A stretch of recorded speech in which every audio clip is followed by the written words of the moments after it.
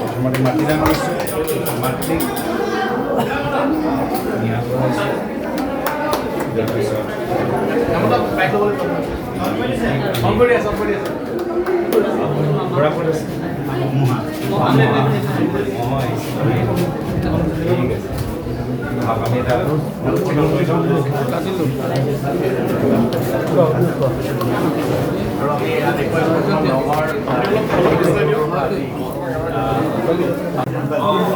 প্ৰথম মই মাৰ্টিনা টেডু সকলোকে বহুত বহুত ধন্যবাদ আৰু ভবা নাছিলোঁ এনেকৈ বৰগোবিন্দ ডাঙৰীয়াৰ শলাগ ল'ব মই ফলাফলৰ কৃতজ্ঞ অনুভৱ কৰিছোঁ মই তেখেতৰ বহুত বলিষ্ঠ নেতা তেওঁৰ ভইচ পাৱাৰফুল হয় তেনেকুৱা নেতা আমাৰ অসমত দৰকাৰ তেনেকুৱা লিডাৰ হ'ব লাগে আৰু বহুত ভাল লাগিছে ৰাহুল গান্ধীয়ে আপোনালোকে কি প্ৰেৰণ কৰিছে চিঠি প্ৰেৰণ কৰিছে সেয়ে মই অভিভূত হৈছোঁ মোৰ বহুত ভাল লাগিছে ভবা নাছিলোঁ এইখিনি হ'ব এই চিঠিখন কিয় দিছে বুলি ভাবিছে আপোনালোকে ৰাহুল গান্ধীয়ে সেই শুভেচ্ছা পত্ৰ দিছে আৰু এনেকৈ শুভেচ্ছা পত্ৰ দিয়া মানে এনেকুৱা হয় যে সমাজখনৰ বাবে ঠাইখনৰ বাবে এটা দায়িত্ব দিয়া নিচিনাই হয় সেয়ে সকলোৰে মৰমৰ আশীৰ্বাদ কামনা কৰিলোঁ এই যোগেদি মাৰ্টিনা টুডুলৈ শুভেচ্ছা জ্ঞাপন কৰিছে আৰু আজি এই নগাঁও বাইপাছত আমি সেই ৰাহুল গান্ধী ডাঙৰীয়াৰ চিঠি মাৰ্টিনা আৰু তেখেতৰ পৰিয়ালবৰ্গলৈ আমি আগবঢ়াইছোঁ লগতে আমাৰ ফালৰ পৰাও শুভেচ্ছা জ্ঞাপন কৰিছোঁ আৰু আমি আশা কৰোঁ যে আগন্তুক দিনত মাৰ্টিনা আৰু আগবাঢ়ি যাওক আৰু মাৰ্টিনাক চাই আৰু আমাৰ অসমৰ চাওঁতলী সমাজৰ যুৱক যুৱতীসকল প্ৰেৰণা লাভ কৰি নিজৰ ক্ষেত্ৰত তেওঁলোকে সফলতা লাভ কৰক আজি গুৰুজনাৰ জন্মস্থানলৈ যাব প্ৰথম আশীৰ্বাদ ল'বলৈ আৰু নগাঁও মধ্য অসম যিহেতু আপোনাৰ কৰ্মক্ষেত্ৰ আছিলে কিন্তু মধ্য অসম আপুনি কলিয়াবৰৰ পৰা দুবাৰকৈ সাংসদ আছিলে হয় আপোনাৰ পিতৃৰ লগতো নগাঁৱৰ এক বিশেষ সম্পৰ্ক আছে কি ক'ব আজি কেনেকুৱা মই আগতে কৈছিলোঁ যে গুৱাহাটী ৰাজীৱ ভৱনৰ ভিতৰত সোমাই আনুষ্ঠানিকভাৱে দায়িত্ব লোৱা আগত মই নিজৰ কৰ্মভূমি গৈ আমাৰ দলৰ সতীৰ্থসকলৰ পৰা আৰু ৰাইজৰ পৰা আশীৰ্বাদ ল'বলৈ বিচাৰোঁ যিহেতু যদি কলিয়াবৰ লোকসভা সমষ্টি ৰাইজে যদি দুবাৰকৈ মোক এটা জটিল পৰিস্থিতিত সদনলৈ নপঠালেহেঁতেন বা যোৱা লোকসভা নিৰ্বাচনত যোৰহাটৰ লোকসভা সমষ্টি ৰাইজে আমাক জিকাই নপঠালেহেঁতেন তেতিয়াও মই আজি এই স্থানত মই কেতিয়াও মই থিয় হ'ব নোৱাৰিলোহেঁতেন সেইকাৰণে দায়িত্ব লোৱাৰ আগত যি অঞ্চলৰ পৰা মই ইমান মৰম পাইছোঁ সাহস পাইছোঁ শিক্ষা পাইছোঁ পৰামৰ্শ পাইছোঁ সেই অঞ্চলৰ উভতি গৈ নিজৰ হেঁপাহটো মনত ৰাখি আজি মই সন্ধিয়া ভাগত আমি গোটেই আমাৰ দলৰ টীমটো গুৱাহাটীত আমি ভৰি দিম আৰু কাইলৈ আনুষ্ঠানিকভাৱে ৰাজীৱ ভৱনত আমাৰ কাৰ্যসূচী লোৱা হ'ব আৰু আজিৰ দিনটো এতিয়া বৰ্তমান কেইবাটাও কাৰ্যসূচী আছে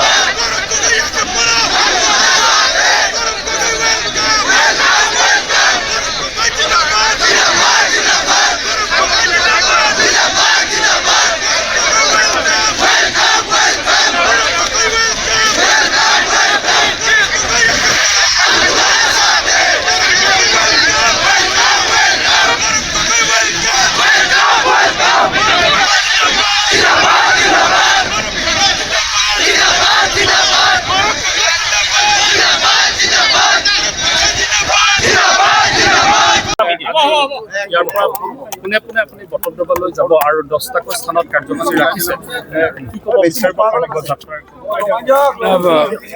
যোৱা 2 দিন ভিতৰত আমি ৰাইজৰ পৰা যথেষ্ট সঁহাৰি পালোঁ, আশীৰ্বাদ পালোঁ, মৰম পালোঁ।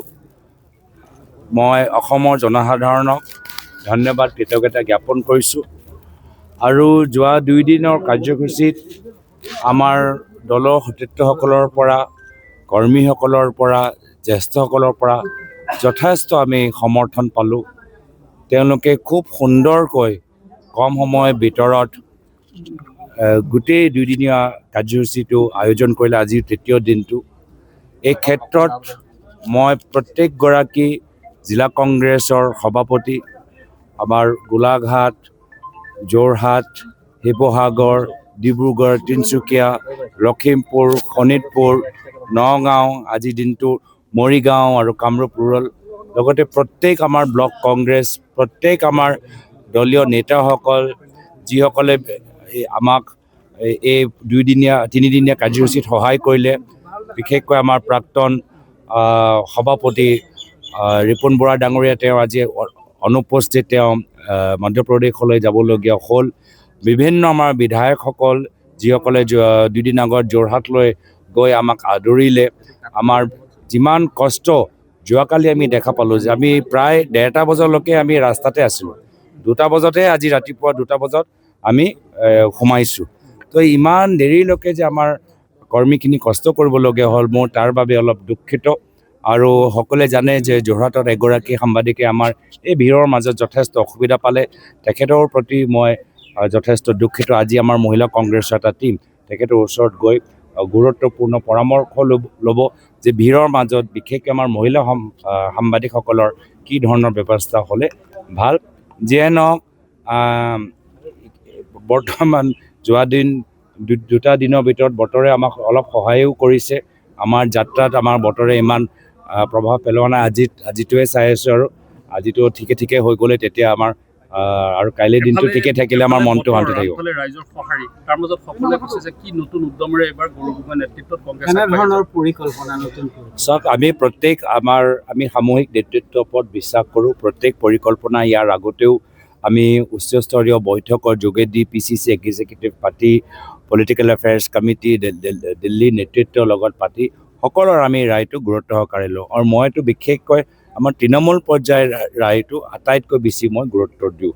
যি আমাৰ মণ্ডলৰ বিষয়াসকলে কয়, যি আমাৰ ব্লকৰ বিষয়াসকলে কয়, মই ভাবোঁ যে এই দীৰ্ঘদিনৰ যাত্ৰাত মই এটাহে কথা জানো যে মোতকৈ বেছি কষ্ট আমাৰ মণ্ডলৰ বিষয়াসকলে কৰে। তো আগন্তুক দিনতো আমাৰ মণ্ডলৰ পৰা আমি ফিডবেকটো সোনকালে কেনেকৈ আমি পাওঁ, চিষ্টেমেটিকলি কেনেকৈ পাওঁ, সেয়া আমাৰ চেষ্টা থাকিব। যিটো ভূপেন বৰাই নোৱাৰিলে সেই দায়িত্ব গুৰু দায়িত্ব আপোনালোকত আহি গৈছে যে বিৰোধী ঐক্য, সেই ক্ষেত্ৰত কি হ'ব? প্ৰশ্নটো আকৌ কওকচোন। যে যিটো ভূপেন বৰা ফেলৰ বুলি কোৱা হৈছিলে যে বিৰোধী ঐক্য গঠন কৰাৰ ক্ষেত্ৰত তেওঁ সফলতা লাভ নকৰিলে, আপোনাৰ ওপৰত গুৰু দায়িত্ব আহিছে 26ৰ নিৰ্বাচন সমাগত। মই ভূপেন বৰা ডাঙৰীয়াক ছাকচেছ হিচাপে লওঁ। আজি তেওঁ যোৱা 4টা বছৰৰ ভিতৰত তেওঁ খুব গুৰুত্বপূৰ্ণ সিদ্ধান্ত ল'লে। আহিয়ে তেওঁ এটা ডাঙৰ সিদ্ধান্ত ল'লে যে AIDF দলৰ লগত মিত্ৰতা নহ'ব। দ্বিতীয়তে ডাঙৰ সিদ্ধান্ত ল'লে যে ৰাহুল গান্ধী ডাঙৰীয়া ভাৰত জোড়ো যাত্ৰা চলাৰ সময়ত তেওঁ অসমৰ ভিতৰত আমাৰ দলৰ নেতৃত্ব ল'লে। আৰু আমি অসমৰ ভিতৰত আমি প্ৰথম ৰাজ্য হ'লোঁ যি এটা অসম ভাৰত জোড়ো যাত্ৰা আমি সম্পূৰ্ণ কৰিলোঁ। বিৰোধী ঐক্য মঞ্চত খালি কংগ্ৰেছক দুখ দিলে এইটো চিন্তাটো মই নাভাবোঁ। ইয়াত আমাৰ সামূহিক কিছু বিশ্লেষণ কৰাটো প্ৰয়োজন আছে। আৰু বিশেষকৈ পঞ্চায়ত নিৰ্বাচনৰ পিছত প্ৰত্যেক দল নিজৰ কৰ্মীসকলৰ লগত বিশ্লেষণ কৰি অনাগত দিনত কেনেদৰে আমি আৰু সবল হ'ব পাৰোঁ, সকলোকে এই পদক্ষেপ লোৱাটো উচিত। প্ৰত্যেক মই পুনৰবাৰ কৈছোঁ, প্ৰত্যেক বিষয়ৰ ওপৰত, বিশেষকৈ গুৰুত্বপূৰ্ণ বিষয়ৰ ওপৰত তৃণমূল কৰ্মীসকলৰ ৰায় আৰু জ্যেষ্ঠসকলৰ লগত মত বিনিময়, এই দুটা প্ৰক্ৰিয়া আমি সম্পূৰ্ণ নকৰাকৈ সিদ্ধান্ত ৰাজহুৱা কৰাটো জটিল। আজিও আমাৰ তৃণমূল পৰ্যায়ৰ ৰাইজে যথেষ্ট আমাৰ কৰ্মীখিনি দলটোক আমি কেনেকৈ শক্তিশালী কৰিব পাৰোঁ, আমি সদায় অলপ দুখোজ আগবাঢ়ি যাওঁ। যদি আমি নিজৰ দলটোকে আমি ভালকৈ আমি সবল কৰিব নোৱাৰোঁ, আমি এটা ভাল মিত্ৰ হ'ব নোৱাৰিম।